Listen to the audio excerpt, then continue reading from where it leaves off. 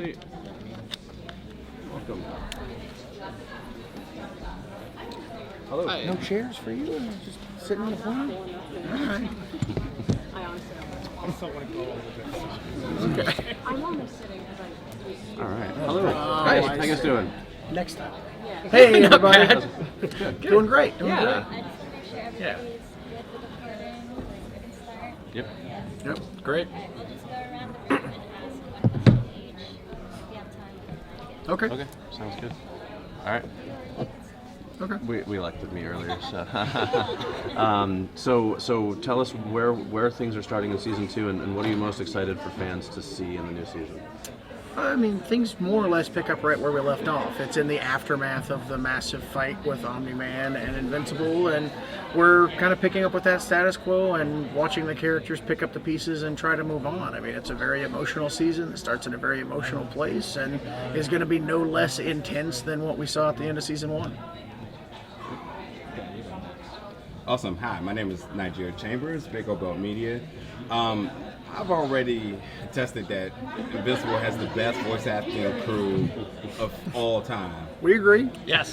And then you said, okay, hold my beer. We get introduced to Sterling K. Brown very early in this season, by the way. Yes. Jay Farrell, who I didn't realize was him because he could play 1,000 different voices. Yeah. Yep. I wasn't able to identify who was voicing Nightwing, but I know that voice for sure. Darkwing. Yeah, Darkwing, yeah, excuse me. Yeah. Yeah. Virgo. Yeah, no, I know. Oh. I don't know yeah. if we're allowed to say. Oh, then I didn't say anything. Can we say what we? Oh no, shoot. Yeah, nobody. It's all good. nobody's It's all doing good. Nonetheless, Oh my God, okay. just knowing you already had a phenomenal cast and just double down on it this season, what was sort of that sort of ego, pepping your step coming into this? No, I mean, honestly, there's no ego in it at all because it's all because of Stephen Yun to a certain extent. And, you know, it's a team effort with our casting director, Linda LaMontagne, Simon and myself, Cory Walker chimes in a lot, Dan Duncan, Sean O'Neill. Like, we, you know, sit together with the scripts. We try to figure out who would be best for those roles. And, you know, sometimes we get exactly like the perfect actor, and then sometimes you know, someone will suggest someone that we didn't expect, and we're like, oh my gosh, like that's perfect as well. But I really have to give credit to Stephen. I mean, Stephen believed in us early on. He's a buddy of mine. Maybe I called in a favor, and the fact that he's leading this show, the fact that he's playing Invincible, is just attracting no end of talent because everyone in Hollywood wants to work with that guy. So we've been really fortunate on that front. Yeah, 100%. Imagine making Sterling K. Brown menacing. I know. It's magic. Well, I mean, He's incredible. I mean, like, you know, like he brought everything to this. Like, left it all in the booth from the first day to last day. He's incredible. I can't wait till you guys see and hear Sterling on screen for this season. yeah, he's been Unbelievable. absolutely spectacular. I mean, he's an actor that can be the most sincere, kindest, like warmest individual you've ever encountered, and also be insanely threatening and terrifying almost Yeah. at the same time. I mean, he's almost like he's got a very J.K. Simmons-like ability in that respect, and it's really cool to be able to work with him. And then he gets in the booth, and it's like crazy. So, you know, and it's a whole different level there too. Yeah. Julian reporting for the Nocturnal. Great to see both of you here today. Likewise. For Kirkman, how do you strike a balance when it comes to adapting the source material for this season compared to the first one?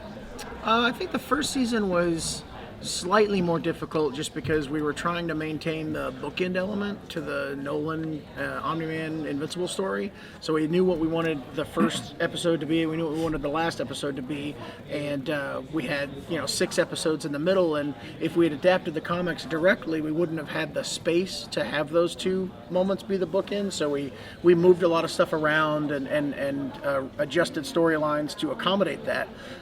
With our second season and beyond, we have some similar problems along the way where, there are certain things we want to give more time or less time, or we want to condense storylines. In comics, you can do a subplot and then come back to the subplot like 10, 20, 30 issues later, and the fan base is really accustomed to that. In television, it's a little bit more difficult, so you want to give them a little bit more to hang their hat on. So there's sometimes where instead of having a 7-beat subplot that ran over like 50 issues, we'll turn it into like a 6-beat subplot that'll play over multiple seasons, and so we're kind of combining things. But it's been a lot of fun working with Simon and Helen Lay and Ross Strachey to like figure out exactly how we're going to be adapting the stories from the comics. Yeah, I think one of the best examples in season 1 was the Reanimate story, which in the comics runs, I think, all the way to like issue 58 or something is the final beat of that. And we was like pulling those beats out, realizing, oh, this is one great story.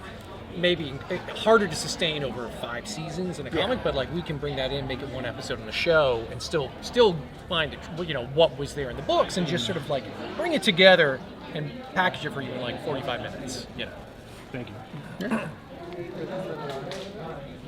Angstrom, the season are taking the advantage of further exploring its own multiverse while building on the core connection between Invincible and Omni. How important was it to adapt Angstrom from the comics and let I think that Angstrom is it's like the first villain that is Invincible's villain. It's not just someone that existed in the world that possibly Omni-Man faced or other members of the Guardians of the Globe faced. Like in this season, Invincible is taking the mantle of Defender of the Earth from Omni-Man because he's not there, and Angstrom emerges at a time when Mark's trying to figure things out and exists because of Mark. And so I think that having a villain that is the core of our season, that also is so tied to Invincible at this time in his life when he is so uncertain and he's trying to figure things out. That was something that was really important to us to pull directly from the comics and really showcase and build a season around. My name is John from Dead Talk Live. So regarding this upcoming season, will Omni-Man's exile be further explored? Will we know what he's up to, or will it be more of a mystery? It's definitely going to be a mystery. I think that the thing I'm comfortable with saying is that you're not going to watch the entirety of season 2 without seeing Omni-Man. I think that a lot of people came from season 1 Omni-Man fans, like not necessarily loving what that character did, but interested in who that character is and wanting to see more of him. And at some point we'll deliver that, but I think there is a lot of mystery as to how and why and when that character will show up. And the way he left the planet in the first season, as a fan, I would definitely want to see where he went and what happened to him. And that's something that we'll see eventually at some point in some form, but when it happens, it'll be when you least expect it. I think one of the things that makes the comics so great is that everything has weight and repercussions in it. As opposed to some other comics where a terrible thing happens and it kind of is forgotten 2 issues later. And I think in the comics, what's so great about that in Invincible is that things have repercussions. So we try to bring that into the show. So obviously, you guys know what happened in season 1. We're going to show you the repercussions of that going forward. So you can take that from what you will, but you're gonna find out what happens after season 1 in season 2. TJ Zorich, Agents of Fandom. We're living in kind of a golden age of comic book and fantasy content on TV and movies. Whether it's Invincible, Walking Dead, The Boys, Diabolical, what draws you two specifically to the adult side of that? Because you're both kind of succeeding at it right now at the highest level. I think the Invincible show is happening at the best possible time, because when the Invincible comic debuted 20 years ago, it was, Cory Walker, Ryan Ottley, and myself commenting on, expanding upon, playing up the tropes of superhero storytelling. And superhero storytelling had been going on since the 30s. The Marvel Universe had been going since the 60s, and the comic book audience was very well versed in those tropes. And so it played really well with Invincible because we were, putting those books out to a very educated audience. And now, because of the prevalence of superhero stories in all media, Invincible, the show, is coming at a time where the same way the comics commented on Marvel comics from the 90s and to the 60s and various different stories from DC Comics, the Invincible show gets to kind of shine a light on some of the functions and some of the story structures that have been popular in the MCU and various DC movies. We're not spoofing anything at any point, but I love that an audience comes into Invincible with an awareness of how superhero stories normally go. You come into any episode of Invincible and you're going to be feeling like, oh, I know how this is going to go because I've seen Iron Man 2 and I've seen Avengers and I know how they build to this and I know how they do this and I know how they do reveals. And we do the exact opposite often, and we change expectations often. So we're gonna, take an audience and have them like going into an area that they think they're gonna expect, and then we get to pull the rug out from under them in a really cool way. I think it's also just we try to ground our stuff a lot more. I mean, like, yeah, we have fantastical things, we have great moments of comedy, we have crazy things happening. But again, it's like the emotional reactions and the effects of superheroes on the world, we ground it, we make it feel real. I hope, anyway, that's the goal, in a way that a lot of these other series don't. So you know what? Sometimes a good guy doesn't. Sometimes if you get hit by Superman, you die. And buildings fall down, and there's repercussions to that again. So that's what I think helps make it adult, or makes it adult to me. It's not the swear words, it's not the actors, it's the content, the emotional content of the episodes. So you have a wealth of source material, obviously, from the original comics, but you also know where the story ends. How far in advance have you planned out the animated series at this point? I mean, roughly, I have like a vague notion of, the beats I'd like to hit season to season all the way through the end. I think that it's important to keep things malleable. We may end up going more seasons than I expect, or less seasons. Right. But it is a tremendous gift to have that 144 issue run and be able to say, okay, well, we can expand that storyline or not expand that storyline. We can truncate things here.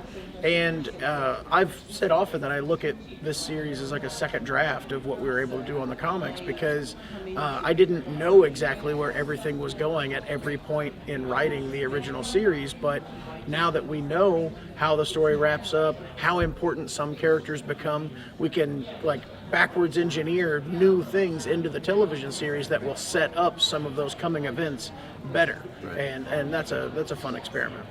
I mean, we have the roadmap of the show, right, in the comics. So, like, that's what we're doing. We're taking that, we're expanding where we can. We're opening up the space between the panels sometimes and showing you a bit more what was happening between the two panels than you could in the comic. But that's the show. Right. We're very lucky in that sense.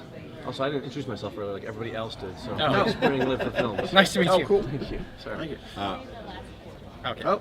Najir again, and to bounce off of your comment, Simon, haven't seen the first 2 episodes of season 2.